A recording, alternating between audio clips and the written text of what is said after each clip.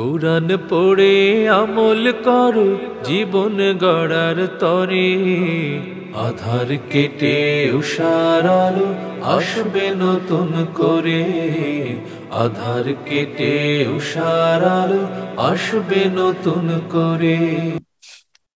نحمده ونصلي على رسوله الكريم أعوذ بالله من الشيطان الرجيم بسم الله الرحمن الرحيم رب اشرح لي صدري ويسر لي أمري واحلل عقدة من لساني يفقهوا قولي بسم الله الرحمن الرحيم وقل جاء الحق وزهق الباطل إن الباطل كان زهوقا صدق الله العلي العظيم وصدق رسوله النبي الكريم। আমি প্রথমে হাদিস চারটি আপনাদের সামনে উপস্থাপন করছি। আরবি এবং অনুবাদ দুটোই থাকবে। আপনারা যারা সরাসরি আরবি দেখতে চান আরবিটাও দেখতে পারেন, যারা খালি অনুবাদ দেখতে চান তারা অনুবাদ দেখতে পারেন। তারপরে হাদিস চারটির সম্বন্ধে আপনাদের মতামত বলবেন। এই চারটি হাদিস, দুটো হলুদ আর দুটো নরমাল সাদা কালো ব্যাকগ্রাউন্ডে, সাদা ব্যাকগ্রাউন্ডে আর হলুদ ব্যাকগ্রাউন্ড। প্রথম হাদিসটা হচ্ছে প্রথম গ্রুপের এই দুটি, উপরের দুটি, আর দ্বিতীয় গ্রুপের নিচের দুটি। প্রথম গ্রুপের হাদিস দুটির বর্ণনা হচ্ছে হাদিস 1, আবু হুরায়রা বর্ণিত, রাসূলুল্লাহ সাল্লাল্লাহু আলাইহি ওয়াসাল্লাম বলেছেন, যার অনিষ্ট হতে তার প্রতিবেশী নিরাপদ নয় সে জান্নাতে প্রবেশ করবে না। 2 নম্বর হাদিস হুযায়ফা রাদিয়াল্লাহু তাআলা আনহু বর্ণিত, তিনি বলেন, আমি নবী সাল্লাল্লাহু আলাইহি বলতে শুনেছি রাসূলুল্লাহ সাল্লাল্লাহু আলাইহি ওয়াসাল্লাম বলেছেন, গীবতকারী জান্নাতে প্রবেশ করবে না। এইগুলি দুটো হাদিস হলো। আর দুটি হাদিস এরকম আরো অনেক হাদিস আছে, আমরা যা দুটি দিলাম স্যাম্পল হিসাবে। জান্নাতে প্রবেশ করবে না এরকম বলা আছে।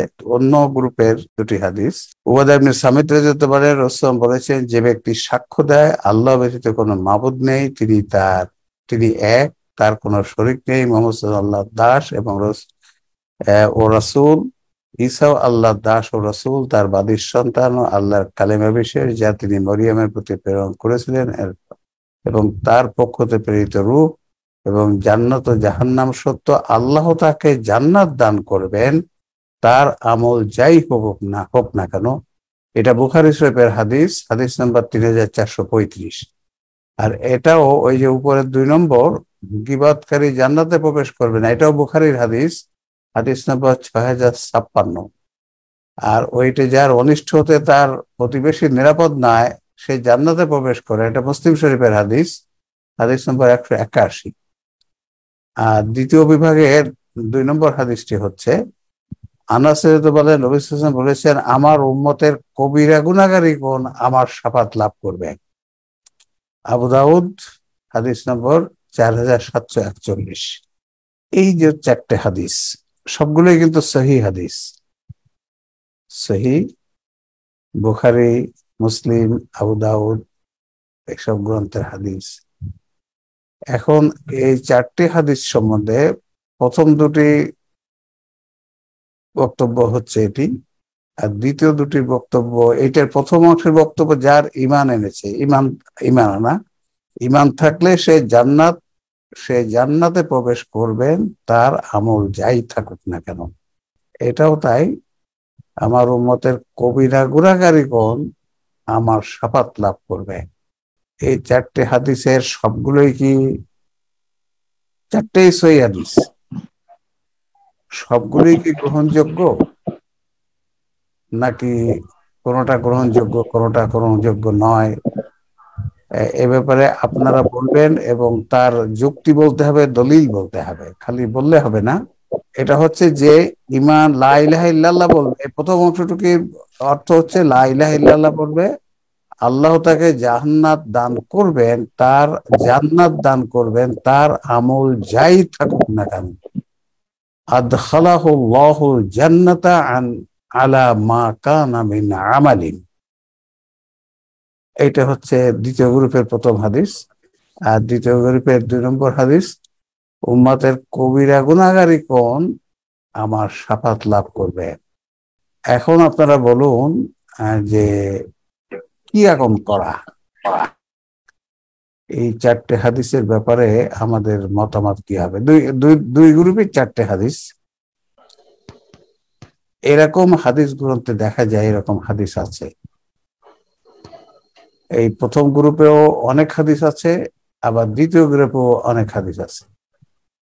এখন কি করতে হবে, কি মুসলিম উম্মাকে এখন কি করতে হবে, এই বিষয়গুলো হচ্ছে মুসলিম জাতি এই ধ্বংসপ্রাপ্ত হয়ে চলতে থাকবে নাকি এর থেকে উদ্ধার পেতে হবে, সেই কাজ মুসলিম জাতিকে করতে হবে। এখন আপনারা বলেন যে কি এখানে হবে, এই 4টে হাদিসের ব্যাপারে সিদ্ধান্ত কি হবে মুসলিম জাতির হওয়া উচিত। আমরা যদি হাদিস সম্বন্ধে জানি, কোরআন সম্বন্ধে জানি, যাদের এই জ্ঞান আছে, কোরআন হাদিস সম্বন্ধে ধারণা আছে, তারা এই 4টে হাদিস সম্বন্ধে তাদের সিদ্ধান্ত কি হবে, এসব বিষয়ে আমাদেরকে যৌক্তিকভাবে দলিল ভিত্তিক কথা বলতে হবে, মুসলিম জাতিকে কথা বলতে হবে।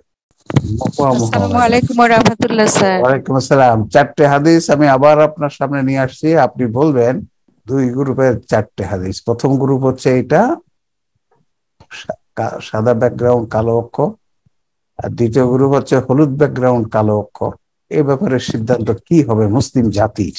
হলুদ ব্যাকগ্রাউন্ডে যে আছে স্যার, ঈমান থাকলে জান্নাতে প্রবেশ করবে, তার আমল যাই থাকুক না কেন, এটার জন্য আমরা আজকে ধ্বংসের পথে।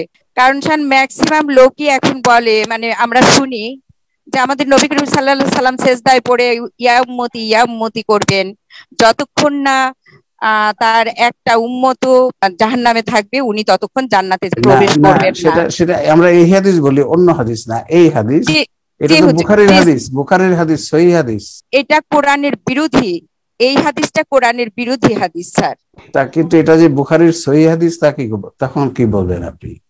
স্যার এটা বুখারীর সহিহ হতে পারে, মতন সহিহ নয়। না স্যার, এটাও স্যার কোরআনের বিরোধী স্যার। কবিরা গুনাহ থাকলে তো সে জান্নাতে প্রবেশ করতেই পারবে না স্যার। কিন্তু আবার তো এটা সহিহ হাদিস তো স্যার। ওই যে বললাম সহিহ হতে পারে, মতন সহিহ নয় স্যার। আমি তো স্যার আপনার মতন সহিহ, সনদ সহিহ দিয়ে এখন কিছুটা হলেও আপনার ক্লাস করে আমি তো কিছুটা হলেও বুঝতে পারি স্যার এখন, আলহামদুলিল্লাহ। আর প্রথম দুটো হাদিসের ব্যাপারে কি বলবেন স্যার? প্রথম 2টা হাদিস, প্রথমটা যে গীবতকারী জান্নাতে প্রবেশ করবে না, এটা ঠিক আছে স্যার। দ্বিতীয়টাও যে সে জান্নাতে প্রবেশ করবে না, এটা নবী করিম সাল্লাল্লাহু আলাইহি সাল্লামের একটা হাদিসই আছে স্যার। এটাই হাদিস তো, এটা হাদিস, হ্যাঁ দুটোই হাদিস। জি স্যার, এইটাও আছে, সে জান্নাতে প্রবেশ করবে না যার মুখ দ্বারা তার প্রতি। এই দুটো হাদিস কি ঠিক আছে, তাহলে নেওয়া যাবে? জি স্যার, এই দুইটা আমার মনে হয় নেওয়া যাবে। মানে এই 2 নম্বরটা তো নেওয়া যাবেই, 1 নম্বরটাও নেওয়া যাবে আমি মনে করি।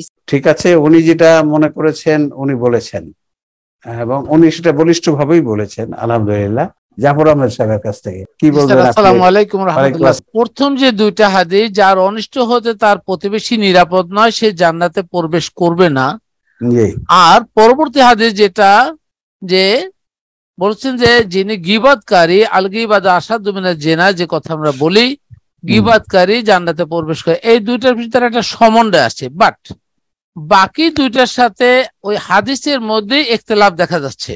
পরবর্তী 3 নম্বর হাদিস যেটা বললেন যে ঈমান থাকলেই জান্নাতে যাবে, সে ঈমান আমল যাই থাকুক, তাহলে সেটা তো আগের সাথে কন্ট্রাক্টরি, তার মানে ওইটার সাথে মিলেনি।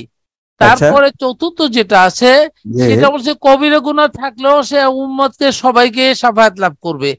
এটা কোরআন, এই 2টাই কোরআন বিরোধী কথা। কিন্তু দুটোই তো 4টেই তো হাদিস সহিহ স্যার। সহিহ হাদিস তো আমরা জানলাম, কিন্তু সহিহ তো সনদ সহিহ, মতন সহিহ না। এবং সহিহ হাদিস যেমন বুখারী হাদিস, যেটা দেখা যাচ্ছে যে ইমাম বুখারী উনি তো দেখা যাচ্ছে প্রায় 6 লক্ষ হাদিসের মধ্যে যাচাই করে 87-61টা হাদিস উনি রাখছেন, তাহলে বাকিগুলো না সহিহ গেল কোথায়? তাহলে এরপরে তো উনি যে ওনার নীতিমালার সাথে কোরআনের নীতিমালা মিলে নেই, তাহলে আমরা ওটাকে সহিহ নিতে পারি না, আমরা কোরআনের মতনের সাথে নিতে হবে। তো এই হাদিস দুটো কি সহিহ হবে? না, মতন ভিত্তিক সহিহ না, সনদ ভিত্তিক। সনদ ভিত্তিক সহিহ আমরা বলেই নিচ্ছি, যেহেতু উনি যে ওনার সনদের সাথে ওনার মিলাই নিচ্ছেন, আমরা সনদ ভিত্তিক অতটা না জানলে আমরা ধরে নিচ্ছি ওনার সনদ ভিত্তিক সহিহ, কিন্তু মতন আদৌ সহিহ না, কোরআনের সাথে এটা মিল নেই। আমি স্যার প্রথমে যে বলবো স্যার, সহিহ হাদিস বলতে স্যার নির্ভুল হাদিস বোঝায় না স্যার। তো কি বোঝায় সহিহ হাদিস? মানে তো আমরা সবাই নির্ভুল হাদিস আমরা জানি স্যার। হাদিসের 2টা অংশ আছে স্যার, একটা হচ্ছে সনদ, একটা হচ্ছে মতন। সনদ আছে ধারাবাহিক সিলসিলা, আর মতন হয়েছে যে কথাটা স্যার। এখন কথাটা যদি আমরা এটাও জানি যে কোরআনে পরস্পর বিরোধী কথা নাই, এবং রাসূল সাল্লাল্লাহু আলাইহি ওয়াসাল্লাম কোরআনের বাইরে কোনো কথা বলেন নাই।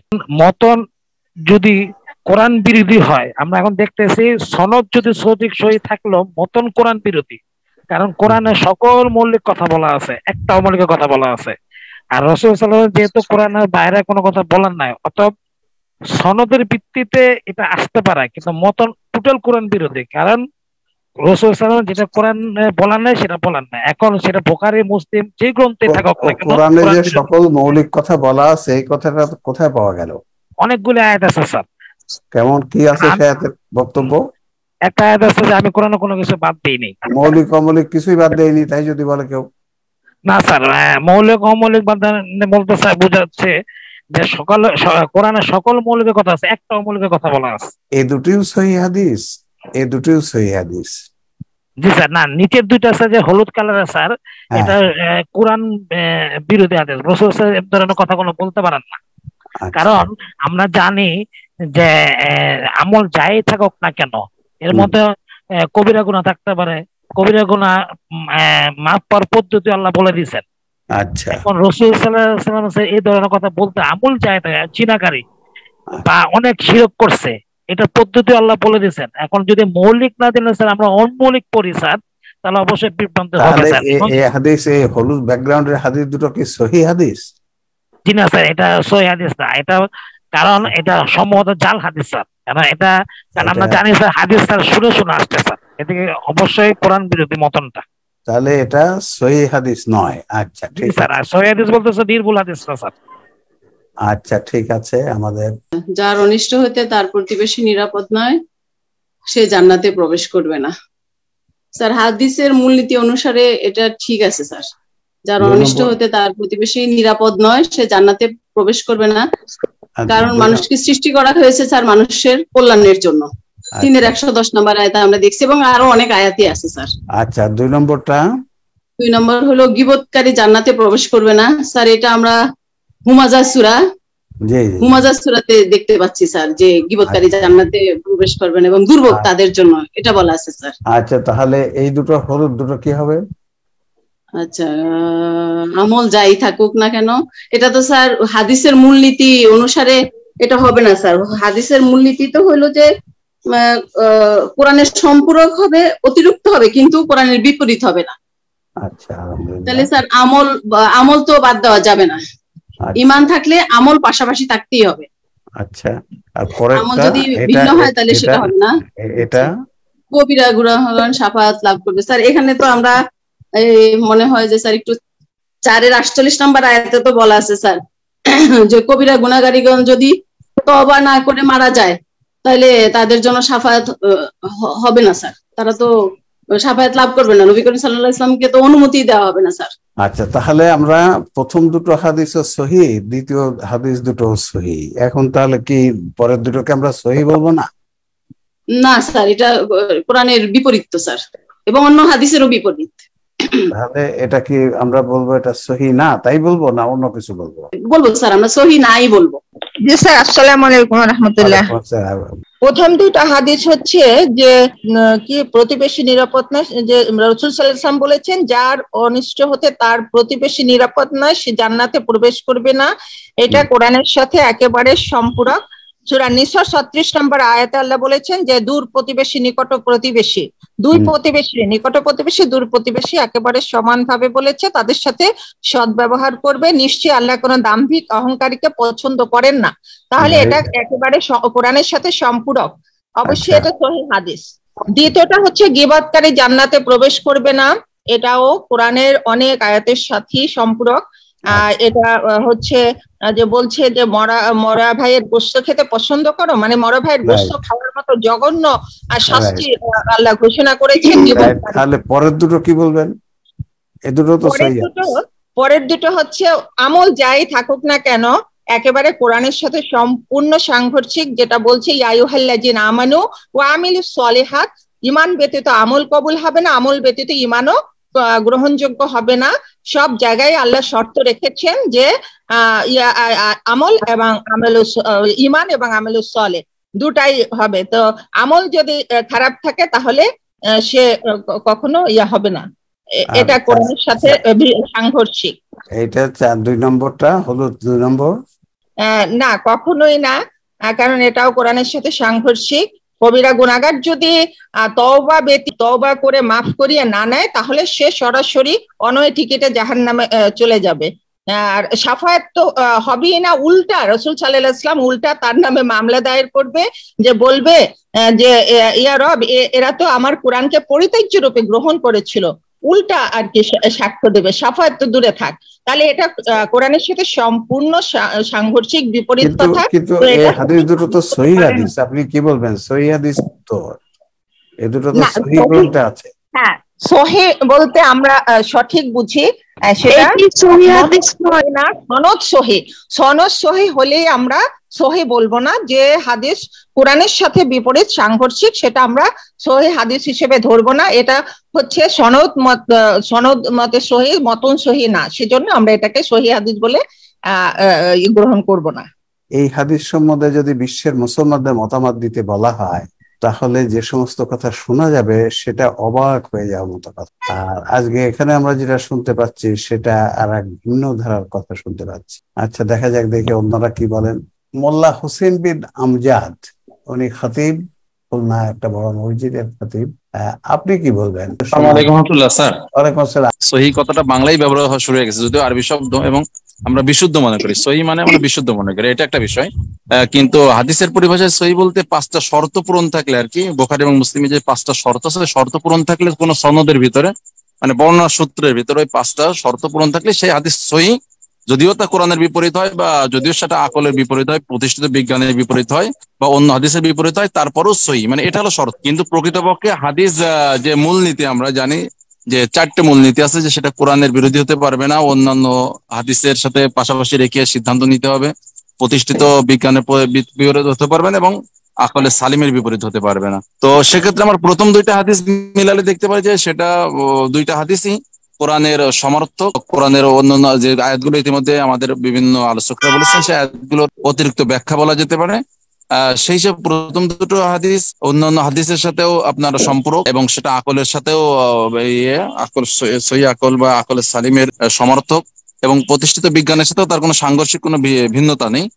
সুতরাং প্রথম 2টা হাদিসকে আমরা সনদ, মতন, সহিহ মানে বিশুদ্ধ এবং সঠিক হাদিস কথা নির্দ্বিধায় বলতে পারি।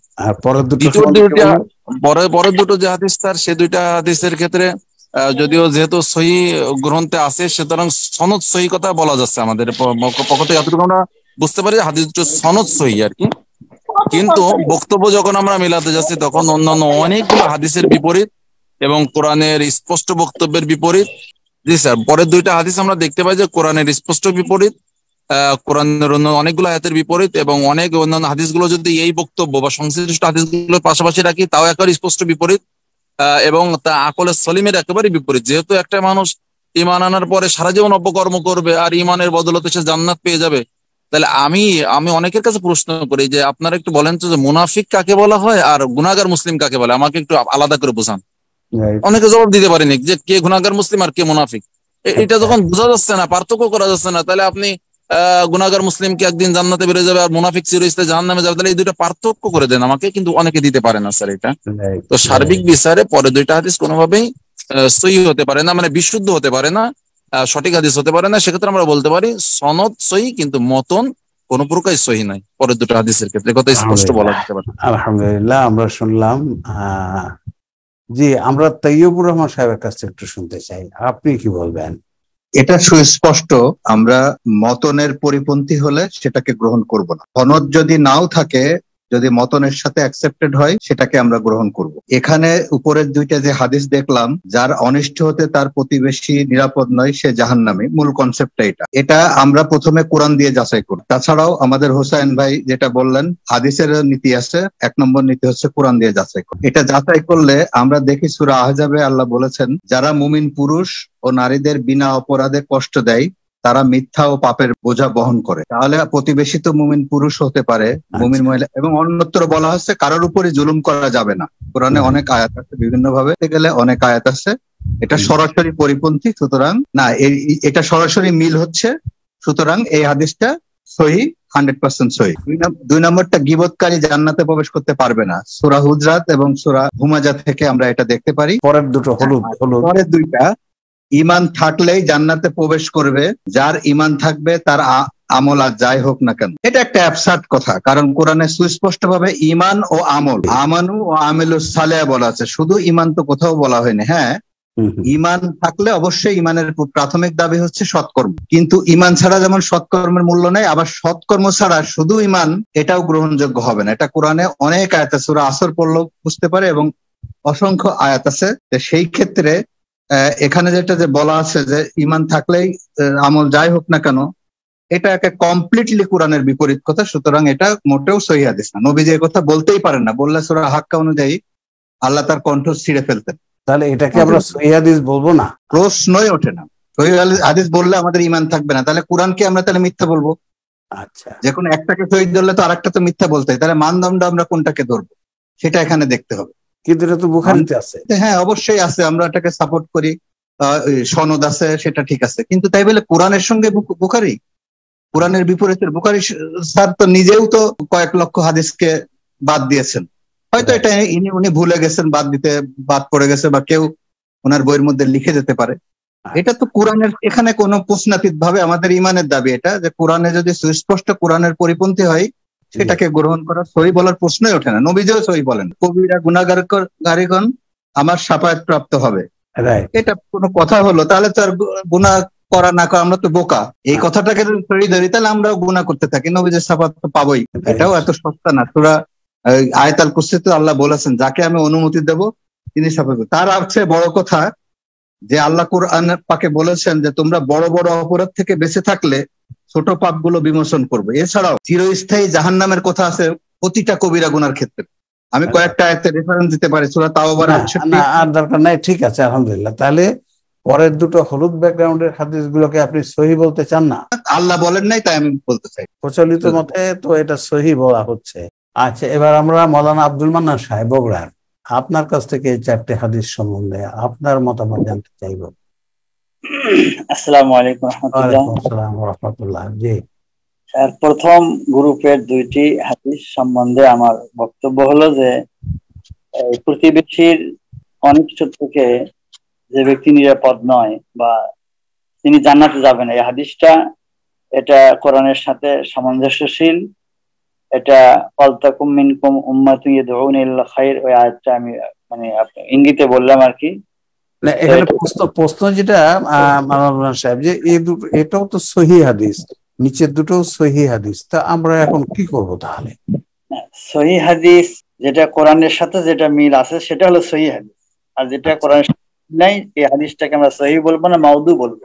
মানে প্রচলিত মতে সহিহ হাদিস, তাই আমরা বলছি সহিহ মানে প্রচলিত মতে তো সহিহ হাদিস। বুখারী তো সিহাহ সিত্তা যেটা বলা হয়, তো বুখারী তো বিশেষ করে বুখারী মুসলিম তো সহিহ। তো ইমাম বুখারী যতগুলি হাদিস কালেক্ট করেছিলেন তার ভেতর থেকে বেশিরভাগই বাদ দিয়ে সামান্য কিছু হাদিস গ্রহণ করেছেন। যেগুলো বাদ দিয়েছেন ইমাম মুসলিম আবার সেইগুলোর মধ্যে অনেকটা তিনি গ্রহণ করেছেন। সুতরাং তার আকলে যেটা ধরেছে সেটাই লেগেছে, তাই বলে তাহলে হলুদ ব্যাকগ্রাউন্ড এগুলোকে আপনি সহিহ হাদিস বলবেন না? বুখারীর এই হাদিসকে সহিহ বলবেন না? সহিহ বলবো না, এটা মাউদু হাদিস বলবো। শেষের 2টা হাদিস এটা কোরআনের সাথে সম্পূর্ণ সাংঘর্ষিক। জি, আসসালামু আলাইকুম স্যার। ওয়ালাইকুম আসসালাম ওয়া রাহমাতুল্লাহ। প্রথম যে 2টা হাদিস, এই 2টা হাদিসের বিষয়ে এখানে বলা হয়েছে যে একটা মাত্র কবিরা গুনাহ থাকলেও তাকে জাহান্নামে যেতে হবে। তো এখন এটার সপক্ষে প্রথমত দলিল, সপক্ষে আমরা বাস্তব এখানে আমরা মেইনলি জানতে চাই যে দুটোই তো 2 গ্রুপের 4টে হাদিসই সহিহ, তাহলে আমরা কি সবগুলোই গ্রহণযোগ্য হবে নাকি দুটো হবে আর দুটো হবে না, এরকম কোনো বিষয় নাকি? হবে, দুটো হবে না, উপরের দুটো গ্রহণযোগ্য হবে, নিচের দুটো গ্রহণযোগ্য হবে না। কতবার তো সহিহ, তো বুখারীর হাদিস, মুসলিমের হাদিস, ওই হলো গ্রহণযোগ্য হবে না। এই কারণে প্রচলিত হাদিস শাস্ত্রে সহিহ বলা হয়েছে কিছু ক্রাইটেরিয়ার ভিত্তিতে, যে আচ্ছা মুত্তাসিল, জবত গুণ সম্পন্ন, সাজ নয়, মুআল্লাজ নয়, সবগুলি সনদের সাথে কানেক্টেড, কিন্তু সেখানে দেখা হয় না। তো এখানে প্রচলিত হাদিস শাস্ত্র অনুযায়ী ইটস ওকে, এটা সহিহ হাদিস, বাট কিন্তু এটা গ্রহণযোগ্য না, কারণ এখানে মতন থাকে নাই, মতনটা উল্টো হয়ে গেছে। সেজন্য আমরা পরের 2টা জিনিস 2টা হাদিসকে আমরা গ্রহণ করতে পারবো না। কারণ এইটা গ্রহণ করতে গেলে আমাদেরকে কোরআনের বিপরীতে বা অন্য সহিহ হাদিসগুলোর বিপরীতে চলে যেতে হয় স্যার। রাইট, আলহামদুলিল্লাহ। আমরা ডক্টর আব্দুল মতিন এর বক্তব্য শুনলাম। চমৎকার, সবাই খুব বলিষ্ঠভাবে কথা বলছেন এবং দলিল ভিত্তিক কথা বলছেন। আলহামদুলিল্লাহ, আলহামদুলিল্লাহ। জি, আসসালামু আলাইকুম স্যার। ওয়ালাইকুম আসসালাম।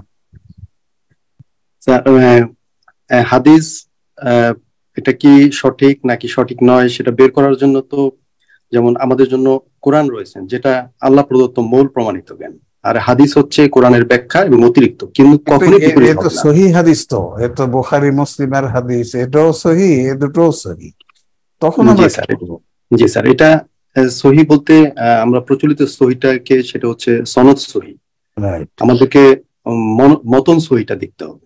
আচ্ছা, দেখা উচিত আসলে সনদ এবং মতন দুইটাই দেখা উচিত। যদি দুইটা মিলে তাহলে সেটা সঠিক। আচ্ছা আচ্ছা আচ্ছা। আর যদি মতন কোরআনের বিপরীত হয় তাহলে সেটা কখনোই রাসূলুল্লাহ সাল্লামের কথা হতে পারে না, কারণ রাসূলুল্লাহ সাল্লাম কখনো কোরআনের বিপরীত কথা বলতে পারেন না। কারণ আল্লাহ তো বলছেন, যদি বিপরীত কথা বলো তাহলে জীবন ধমনে ছেড়ে নিতাম, যদি বিপরীত কথা বলতেন উনি। তাহলে সেখানে কেউ যদি এরকম প্রশ্ন করে সনদ যদি সহিহ হয়, এই লোকগুলো তো ভালো মানুষ, এত স্মরণ শক্তি অনেক প্রখর এবং খুব ভালো মানুষেরা, সাহাবী তাবে তাদের কথা আপনি নেবেন না? হাদিসের যে সংকলন, এটা তো হয়েছে আসলে রাসূলুল্লাহ সাল্লামের মৃত্যুর অনেক পরে। তো সেক্ষেত্রে যারা এই হাদিসগুলো সংকলন করা হয়েছে, সেখানে হতে পারে, অথবা পরবর্তীতে এটা যখন সংকলন হয়, সংস্করণ হয়, সেখানে অন্য কেউ সেটা দিল কিনা সেটা তো আমরা আসলে জানি না। ওয়ালাইকুম আসসালাম। স্যার, আমি একটু এভাবে বলি যে আমরা যে হাদিস শাস্ত্রে যে হাদিসের সংজ্ঞা পাই, সেখানে সংজ্ঞাটা একটু উল্লেখ করতে চাচ্ছি।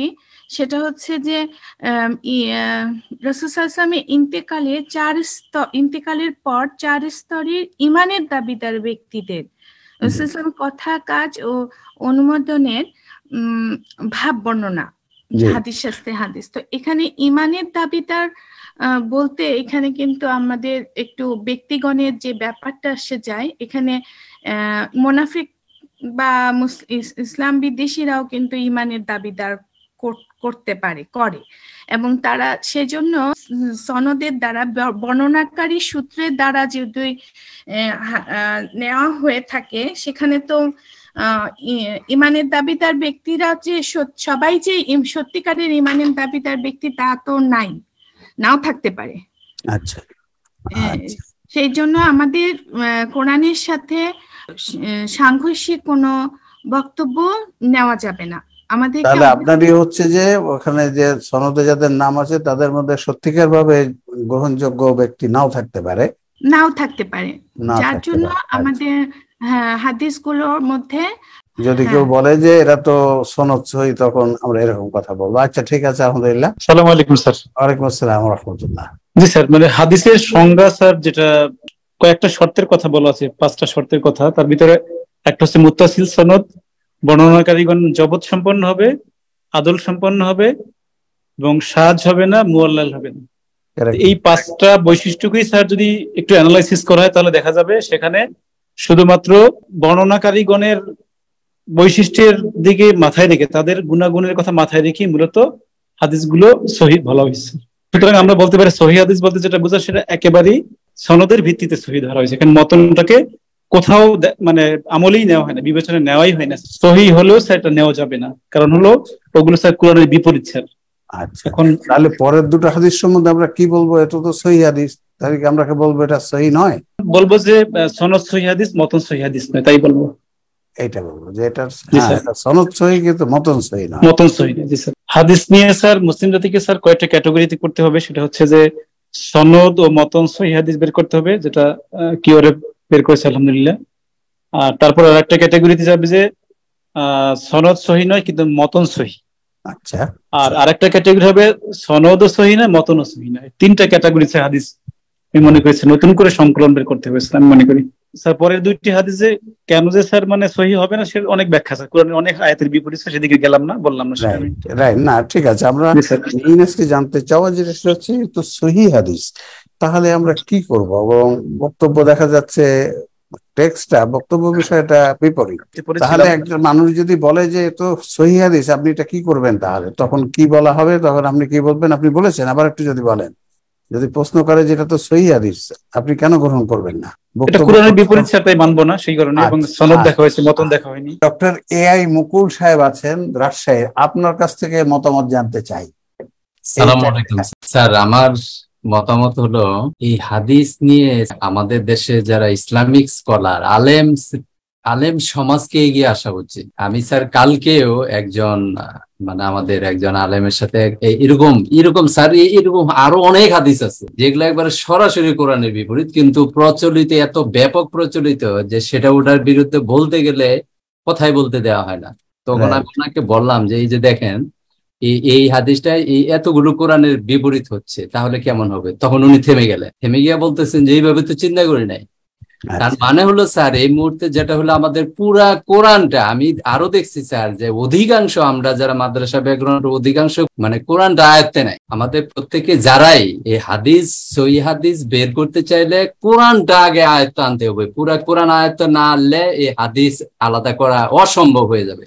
এখানে পরের দুটো হাদিসকে কোনো অবস্থাতেই সহি এবং বিশুদ্ধ হাদিস বলার কোনো সুযোগই নাই, কিন্তু এটা এমন ভাবে সহি হাদিসের তালিকা আমাদের হাদিস গ্রন্থগুলোতে লিপিবদ্ধ করা হয়েছে, যেটা আমরা কিন্তু স্যার এইভাবে পড়ে আসতেছি, পাশ করে আসতেছি, ডিগ্রি দেওয়া হচ্ছে এবং আমরা একবার ওটার প্রতি 100% ইমান এনে সেটা বিশ্বাস করে আসতেছি, কিন্তু কখনো ভাবার চিন্তাই হলো না। আমাদের আলেম সমাজকে এগিয়ে আসতে হবে স্যার। আলহামদুলিল্লাহ, আমাদের ডক্টর মুকুল সাহেব উনি অত্যন্ত বড় আলেম, পিএইচডি করা। আলহামদুলিল্লাহ। আসসালামু আলাইকুম স্যার। ওয়ালাইকুম আসসালাম তাইবুর রহমান সাহেব। জি, এই যে আমরা যে বলতেছি যে সনদ সহিহ হাদিস, যেটা কোরআনের সুস্পষ্ট বিপরীত লাস্টের দুইটা, এটাও তো একটা সম্মান দেওয়া হচ্ছে। আমার মনে হচ্ছে তো ইমাম বুখারী ওনার অসচেতনতার কারণে বা ওই সময় কেউ লিখে দিচ্ছে, উনি নিজেও এটা কখনো করেন নাই। বললে তো একটা অনার দেওয়া হলো, এটা তো আসলে মিথ্যা। কোন মুনাফিক এটা ঢুকাই দিতে সনদ সহিহ বলা যাবে না, কারণ এইরকম ডাইরেক্ট মিথ্যা, ইনডাইরেক্ট হলে সেটাকে হয়তো করা যায় যে কোন রকম মানে তার আমল যাই হোক না কেন, এটা কেমন কথা? আমলই তো সব, আর আমল যদি যাই হোক না কেন তার সুপারিশ হবে, এইরকম কথা কেউ বললে তারটাকে উনি নেবেন? আমার তো মনে হয় না যে উনি কখনোই নেবেন না। আমরা তার অলক্ষ্যে লিখে দিচ্ছে এরকম। জি আসলে অংশগ্রহণমূলক তাফসীর অনুষ্ঠানে আপনারা যারা মুফাসসিরিন চমৎকার বলেছেন, আলহামদুলিল্লাহ। আপনাদেরকে সবাইকে মোবারকবাদ জানাচ্ছি, এবং যারা এখানে আছেন আপনারা সবাই শুনলেন, সবাই এ ব্যাপারে কথা বলতে পারবেন। আমি জানি, আমরা জানি যে সবাই কথা বলতে পারবেন, সবাই চমৎকার ভাবে কথা বলেছেন। আসলে হাদিস নিয়ে এই কথাগুলো আমাদেরকে এখন নিয়ে আসতে হবে। কাজে আমাদেরকে হাদিসকে যদি রক্ষা করতে হয়, কথা যেটা আপনারা বললেন একেবারে যথার্থই বলেছেন। হাদিসকে সহিহ বলা হয় সনদের ভিত্তিতে, প্রচলিত যে সংজ্ঞা সেটা হচ্ছে সনদের ভিত্তিতে হাদিসটাকে সহিহ বলা হয়। কাজে একটা হাদিস সহিহ হলেই তার মতন যে গ্রহণযোগ্য হবে নাও হতে পারে, সে মানদণ্ড হচ্ছে কোরআন। আমরা যদি কোরআনের বিপরীত দেখি আমরা বলবো ইয়েস প্রচলিত সংজ্ঞা অনুযায়ী সনদ সহিহ, কিন্তু মতন গ্রহণযোগ্য নয়, এমন হাদিসের মেইন তো হচ্ছে টেক্সটটা, মতনটা, বক্তব্য বিষয় যেটা মতন যেটাকে বলা হয়, এটি তো মেইন জিনিস। তাহলে ইয়েস এই পরের দুটো হাদিস প্রচলিত সংজ্ঞা অনুযায়ী সহিহ, কিন্তু তার মতন গ্রহণযোগ্য অবশ্যই নয়। আপনারা সবাই এই কথাই বলেছেন, আলহামদুলিল্লাহ। মুসলিম জাতিকে এই হাদিস, জাল হাদিস বা মিথ্যা হাদিস দিয়ে যে ধ্বংস করা হয়েছে সেখান থেকে আমরা উদ্ধার হতে পারবো। এবং চমৎকার ভাবে আপনারা অনেকেও বলেছেন, লাস্টে আমাদের তাইবুর রহমান সাহেব যেটা বললেন, ইমাম বুখারী এই হাদিসকে সহিহ নাম দিয়ে ওনার গ্রন্থে লিখে রেখেছেন। আমারও বিশ্বাস হয় না ওনাকে কোরআন পড়েননি, তাহলে হতে পারে না, ওনারা অবশ্যই কোরআন পড়ে। ওনাদের নামে এটা লিখে দেওয়া হয়েছে, ওনাদের অগোচরে, ওনাদের চলে যাওয়ার পরে হয়তো লিখে দেওয়া হয়েছে। তাছাড়া এটা হতে পারে না, এই সমস্ত কথা বুখারী মুসলিমে রাসূল সাল্লাল্লাহু কথা হিসেবে ওনারা লিখে যাবেন জেনে বুঝে, হতে পারে, ইম্পসিবল। সংজ্ঞা যতই ঠিক করা হোক, কোরআনের স্পষ্ট বিপরীত কথা, সহিহ কথা। এরপরে এই নামটাও আমার কাছে একটু মনে হয় যে সহিহ নামটা যে দেওয়া হলো, এখানেও কি আমাদের মনীষীরাই যেটা দিয়েছেন কিনা এইটার নামটা, সেটাও একটু চিন্তার বিষয়। তবে হতে পারে অনেক সময় আমরা বলেছি, আমাদের যে বইটা আছে ওখানে যে চিকিৎসা বিজ্ঞানে এরকম কিছু নাম আগে দেওয়া ছিল, যেটাকে আমরা বলি মিসনোমার, ভুল নাম হতে পারে। প্রথম দিক হয়তো ওরা অতটা হয়তো করেন নাই, এই নামটাও এখন চেঞ্জ করা দরকার। সহি হাদিস নামটা না দিয়ে সনদ সহি হাদিস নামটা লেখা দরকার, তাহলেও জাতিটা বেঁচে যায়। আলহামদুলিল্লাহ, আমরা যদি এভাবেই জাতিকে বলতে থাকি, ইনশাআল্লাহ এর পজিটিভ এফেক্ট পড়বেই, পজিটিভ এফেক্ট পড়বে। কারণ এগুলো এত বাস্তব, এত সত্য কথা, যে কেউ শুনলে বলবে ইয়েস, না হতে পারে না, এসব হতেই পারে না। কিন্তু আমাদের ডক্টর এআই মুকুল সাহেব যে বললেন, আসলে আমাদের শিক্ষা ব্যবস্থা আমাদেরকে এটা টোটাল সিলেবাস কারিকুলাম এটা ইবলিসের তৈরি করে দেওয়া। আমরা হাদিস পড়ে যাচ্ছি, আলেম আমরা আমাদের পড়ছি, বড় বড় আলেম, কিন্তু তারা কি কোরআনের সাথে মিলাবো না? কোরআন মানদণ্ড, ফুরকান। তো এগুলো ইনশাল্লাহ আমরা কথা বলতে থাকলে ইনশাল্লাহ আস্তে আস্তে আস্তে আস্তে আস্তে আস্তে এটা ঠিক। আমরা এখন দেখছি কোরআন বুঝে পড়তে বলা হচ্ছে। আমি সেদিন বেশ কয়েকজন আলেমকে দেখলাম, তারা তাকওয়া অর্থ আল্লাহ সচেতনতা বলছেন। আকিমুস সালাতের ব্যাখ্যায় তারা অনেকেই শিক্ষা প্রতিষ্ঠা করার কথাটা আনছেন। আলহামদুলিল্লাহ, কথাগুলো তো আসছে। যদি বলতে থাকে এই কথাগুলো, ইনশাল্লাহ আস্তে আস্তে আস্তে আস্তে আস্তে এগুলো হয়ে যাবে। যতই নাম সহি হোক, আমরা কোরআনের সাথে মিলাবো। আমরা সনদ মতন সহি হাদিস কোরআন রিসার্চ ফাউন্ডেশন প্রথম প্রকাশ করেছে। ইনশাল্লাহ সামনে দেখবেন সনদ মতন সহি হাদিস চলে আসবে। তখন এই মতন ভুল মতন হাদিস বলা হাদিসগুলো জাল হাদিস হিসাবে ইনশাল্লাহ বাদ চলে যাবে। আবার যেটা আমাদের মনিরুল ইসলাম কক্সবাজার উনি যেটা বললেন, যে সনদে যদি একটু দুর্বলতা থাকে, কি মতন যদি কোরআনের সম্পূরক হয়, কেন নেওয়া যাবে না? Why not? সাহাবী তো বলেছেন, হয়তো তাবি এক স্তরের একটা ব্যক্তি একটু দুর্বল হয়েছে, তাতে কি হয়েছে? যদি কোরআনের সাথে সম্পূরক হয়, অসুবিধাটা কি? তো আলহামদুলিল্লাহ, এইভাবে যদি আমরা হাদিসকে মানুষের সাথে উপস্থাপন করি, তাহলে যেমন আহলুল কোরআনরাও যখন বুঝতে পারবে, তখন তারা যে বুঝে হোক না বুঝে হোক, তারা যে ক্ষতি করছে সেটার থেকেও জাতি মুক্তি পাবে। আবার সহিহ হাদিস কোরআনের বিপরীত হলেও মানতে হবে, এটাই এখন বেশিরভাগ মুসলিমের ধারণা। এর থেকে জাতি ইনশাল্লাহ মুক্তি পাবে। আল্লাহ আমাদের সকলের এই প্রচেষ্টাকে কবুল করুন, আমিন সুম্মা আমিন। আর আমরা এভাবে যদি পুরা কোরআনটা কয়েকবার সবাই পড়ে নেই, কোরআন বোঝা আমাদেরকে সহজ, আল্লাহ বলেছে সহজ, আর আমরা বলে দিয়েছে কঠিন। কোরআন বোঝা ভীষণ কঠিন, ভীষণ কঠিন, সম্পূর্ণ কোরআনের বিপরীত কথা। কোরআন বোঝা সহজ। আল্লাহ আমাদেরকে এই সহজ কোরআনকে সহজে বোঝার তৌফিক দান করুন। এখানে আজকে শেষ করছি। সবার কাছ থেকে দোয়া চেয়ে, সবাইকে দোয়া রেখে সবার প্রতি শেষ করছি, এবং আল্লাহ রাব্বুল আলামিনের শুকর আদায় করছি। ওয়া আখির দাওয়ানা আলহামদুলিল্লাহি রাব্বিল আলামিন। আসসালামু আলাইকুম ওয়া রাহমাতুল্লাহ।